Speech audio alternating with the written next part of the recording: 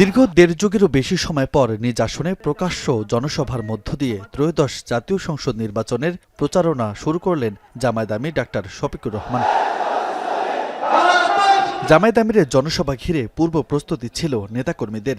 দলীয় আর জাতীয় পতাকা হাতে ছোট বড় মিছিল দিয়ে পূর্ণ হয় জনসভাস্থল।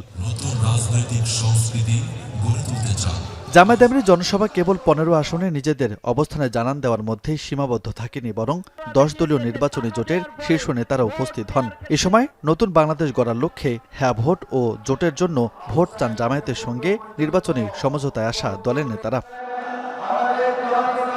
এদিকে জনসভায় নির্বাচন সুষ্ঠু হওয়ার কোনো বিকল্প নেই উল্লেখ করে নাহিদ ইসলাম বলেন, ইসিকে নিরপেক্ষ ভূমিকা রাখতে হবে, অন্যথায় আবারও আন্দোলনে নামবে জনগণ। কোনো ধরনের বৈষম্য মেনে নেওয়া হবে না। ফলে নির্বাচন কমিশনকে স্মরণ করিয়ে দিচ্ছি, আমরা এখনো মুখে বলে যাচ্ছি, আমরা এখনো মাঠে নামি নাই। কারণ আমরা মাঠে নামবো নির্বাচনের জন্য, আমাদেরকে আন্দোলনের দিকে নামতে বাধ্য করবেন না। নির্বাচনে জয়ী হলে এলাকার উন্নয়নের নানা পদক্ষেপ নেওয়ার প্রতিশ্রুতি দিয়ে জামায়াত আমির বলেন, দেশের জনগণ চাঁদাবাজ আর ভোট ডাকাতদের ক্ষমতায় দেখতে চায় না। নতুন করে কেউ ফ্যাসিস্ট হতে চাইলে তার পরিণতিও আগের মতোই হবে। আর এই দেশে আমরা ফ্যাসিবাদের ছায়াও দেখতে চাই না। ফ্যাসিবাদ এখন যদি নতুন কোনো জামা পরে আমাদের সামনে আসে, ৫ আগস্ট যে পরিণতি হয়েছিল সেই নতুন জামা পরা ফ্যাসিবাদের একই পরিণতি হবে। আমরা ঘোষণা করেছি, চাঁদা আমরা নিব না এবং চাঁদা কাউকে নিতে দিব না ইনশাআল্লাহ।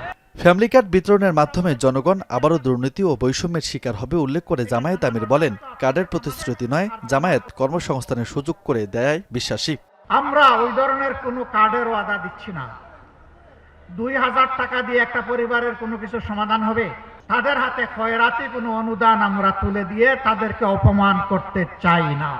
কর্মক্ষেত্রে নারীদের নিরাপদ পরিবেশ তৈরি করার প্রতিশ্রুতি দিয়ে ১০ দলকে ক্ষমতায় আনতে জনগণের প্রতি আহ্বান জানান ডাক্তার শফিকুর রহমান। আমরা সেই মাদেরকে সম্মানের জায়গায় রাখতে চাই। কর্মক্ষেত্রে তারা সম্মানের সাথে ইনশাআল্লাহ তারা তাদের দায়িত্ব পালন করবেন। ঢাকা ১৫ আসনে জামায়াত আমিরের এই জনসভার মধ্য দিয়ে মূলত সারা দেশে ভোটের প্রচারণার ট্রেনের যাত্রা শুরু করলো জামায়াত, যেখান থেকে নিজ দলের শক্ত অবস্থানেরও বার্তা দিল দলটি। একই সঙ্গে রাজনৈতিক মেরুকরণে এক সংহতির বার্তা দিল ১০ দলীয় জোট। এই আসনে নেতাকর্মীদের মধ্যে বাঁধ ভাঙা উচ্ছ্বাস থাকলেও ভোটাররা বলছেন, আগামীর এই আসনের অভিভাবক হবে একজন দুর্নীতিমুক্ত এবং সৎ ব্যক্তি।